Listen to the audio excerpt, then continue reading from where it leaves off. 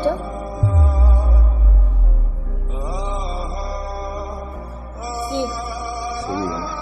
কিসের ছবি?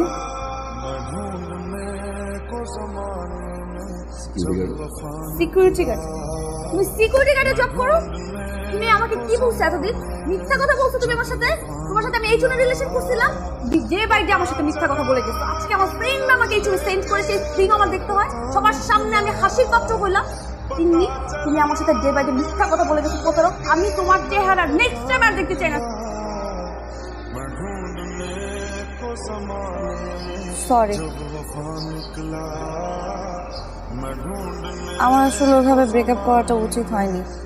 এখন এই বিয়েতে আমার কোনো আপত্তি নেই। আমার তো আপত্তি আছে। মানে মানে যাকে আমি ভালোবাসছি